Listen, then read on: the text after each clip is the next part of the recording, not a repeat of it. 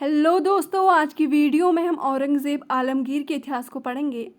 हम देखेंगे औरंगज़ेब आलमगीर के शासनकाल में क्या कुछ हुआ और इस वीडियो से हमें क्या कुछ नया सीखने को मिलता है, ये हम देखेंगे। तो स्टार्ट करते हैं औरंगज़ेब आलमगीर का शासनकाल। इसका शासनकाल चलता है 1698 से 1707 तक। औरंगज़ेब का जन्म हुआ गुजरात के दोहद नामक स्थान पर। इसके बचपन का नाम होता है मुहिउद्दीन और औरंगज़ेब के कुछ अन्य उपनाम भी थे। इसे बहादुर, आलमगीर, शाही दरवेश, जिंदा पीर के नाम से भी जाना जाता है। और मुग़ल साम्राज्य में सर्वाधिक लंबा शासनकाल की अगर बात करें तो वो औरंगज़ेब का ही रहा। और आगरा पर जब औरंगज़ेब ने कब्ज़ा कर लिया तो उसके बाद उसने अपना सबसे पहला राज्याभिषेक किया, जो इसका हुआ था 31 जुलाई 1658 को 58 ईस्वी को। और इसके बाद ही इसने एक उपाधि धारण की और वो उपाधि थी अबुल मुज़फ़्फ़र मुइनुद्दीन मुज़फ़्फ़र। औरंगज़ेब बहादुर आलमगीर की इसके द्वारा उपाधि ली गई इस दौरान जब इसने अपना फर्स्ट राज्याभिषेक किया। और देवराई के युद्ध में जब ये सफल हुआ, ये देवराई का जो युद्ध हुआ था ये 15 मई 1659 को हुआ था। इस दौरान औरंगज़ेब जब सफल हुआ और फिर औरंगज़ेब दिल्ली में जाता है और 5 जून 1559 को इसके द्वारा अपना दूसरा राज्याभिषेक किया जाता है। और फिर 16 मई 1637 ईस्वी में औरंगज़ेब की शादी होती है दिलरास बानो बेगम से, ठीक है। और औरंगज़ेब और दिलरास बानो बेगम के 2 पुत्र होते हैं, एक का नाम होता है अकबर, दूसरे का नाम होता है आज़म, ठीक है। और ये इसी दिलरास बानो बेगम का जो मकबरा है वो बीबी के मकबरे के नाम से जाना जाता है, जो महाराष्ट्र के औरंगाबाद में स्थित है। और इस बीबी के मकबरे को ही ताजमहल की बदसूरत नकल के रूप में जाना जाता है इतिहास में, ठीक है। जो बीबी का मकबरा औरंगाबाद में स्थित है इसे ही ताजमहल की बदसूरत नकल कहते हैं। और इसके शासनकाल में 1664 में शिवाजी के द्वारा सूरत पर प्रथम लूट की जाती है।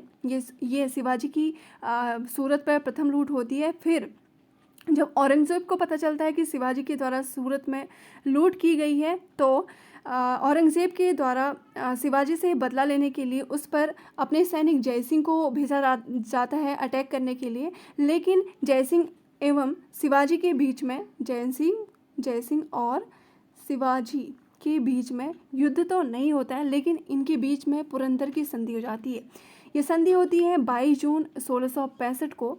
और इस संधि के बाद शिवाजी के द्वारा सूरत पर फिर से दूसरा आक्रमण किया जाता है और लूट की जाती है वहाँ पर 1670 में। और पुरंदर की संधि का उल्लंघन कर देते हैं शिवाजी। और फिर आगे चल के औरंगज़ेब ने कुछ महत्वपूर्ण कार्य भी किए गए हैं, सामाजिक कार्य। औरंगज़ेब के द्वारा दास प्रथा और सती प्रथा पर प्रतिबंध लगाया गया। और औरंगज़ेब के समय जो सूबों की संख्या थी वो थी 20। और 1675 में औरंगज़ेब के द्वारा सिखों के 90 गुरु तेग बहादुर की हत्या करवा दी जाती है। और औरंगज़ेब ने जजिया कर को पुनः लगाया था, ये लगाया था 1679 को। औरंगज़ेब के द्वारा अपने शासनकाल में मंदिरों को भी इसने नष्ट कराया था। और इसके द्वारा जो मंदिर नष्ट कराए थे उनके नाम थे सोमनाथ का मंदिर, बनारस का विश्वनाथ मंदिर, मथुरा का केशवराय मंदिर। ये कुछ प्रमुख मंदिर हैं जो औरंगज़ेब के द्वारा नष्ट कराए गए। और औरंगज़ेब के शासनकाल में 1669 में जाटों का विद्रोह हो जाता है, ठीक है। इस दौरान जाटों का नेतृत्व गोकुला जाट नाम का एक व्यक्ति कर रहा होता है।